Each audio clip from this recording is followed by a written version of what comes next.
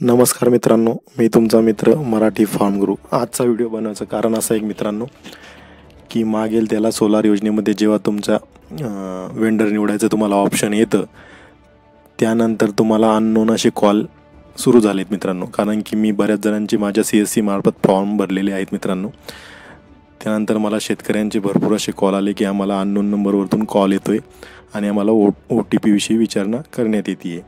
तर मित्रांनो, तुम्ही जेव्हा OTP सांगता त्यावेळेस तुमच्या कंपनीची निवड होऊ शकते मित्रांनो. त्यामुळे समोरचा व्यक्ती कुठल्याही कंपनीचा तुम्हाला फोन करून तुम्हाला OTP विचारू शकतो आणि कुठलीही XYZ कंपनी तो निवडू शकतो. तो जर सेल्समन XYZ कंपनीचा असेल तर तो त्याच्या कंपनीचा वेंडर निवडू शकतो. त्यामुळे OTP सांगताना मित्रांनो थोडी काळजी घ्या मित्रांनो.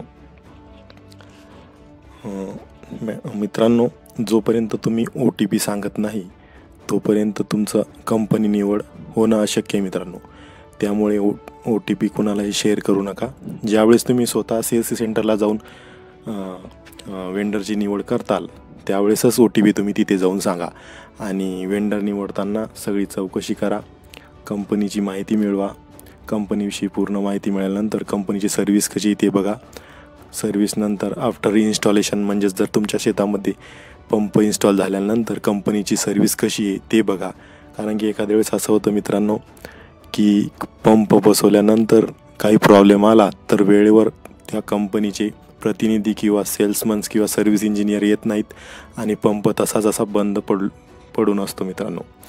त्यामुळे कुठलीही कंपनी तुम्ही निवडा, पण त्याआधी त्या कंपनीविषयी पूर्ण अशी माहिती मिळवा आणि तरच कंपनी निवडा. किंवा तुमच्या आजूबाजूला एखादी कंपनी निवडलेली असेल तर त्या कंपनीचा सर्व्हिस रेकॉर्ड कसा आहे ते बघा मित्रांनो. त्या सर्व्हिस रेकॉर्ड थ्रू तुम्हाला सर्व काही कळून जाईल आणि कंपनीचं स्ट्रक्चर मजबूत आहे का, किंवा कंपनी थ्रू येणारे जे इक्विपमेंट आहेत ड्राईव्ह वगैरे त्यांची साईज वगैरे व्यवस्थित आहे का, आणि त्यासोबत तुम्हाला काही एक्स्ट्रा काही मिळणार आहे का ते पण बघा मित्रांनो. तर आजचा व्हिडिओ बनवताना मी यासाठीच बनवला आहे मित्रांनो की मला भरपूर अशा कमेंट आल्या आहेत की आम्हाला OTPची विचारणा होती आहे. तर OTP शेअर करताना थोडी काळजी घ्या मित्रांनो. शक्यतो कुणालाही शेअर करू नका. आणि OTP जेव्हा तुम्ही वेंडर निवडायला CSC सेंटरला जाल किंवा तुम्ही स्वतःही निवडाल त्यावेळेस तुम्हाला तो OTP विचारला जाईल. त्यावेळेस तुम्ही तो OTP तिथं टाकायचा आहे. नंतर तुमची कंपनी सिलेक्ट होईल. कंपनी सिलेक्ट झाल्यानंतर तुम्हाला तुमच्या अधिकृत मोबाईल नंबर जो दिलेला असेल त्यावर तुम्हाला मेसेज पण येऊन जाईल की तुम्ही XYZ कंपनी ही निवडलेली आहे. तर मित्रांनो, आजच्या व्हिडिओमध्ये एवढंच होतं.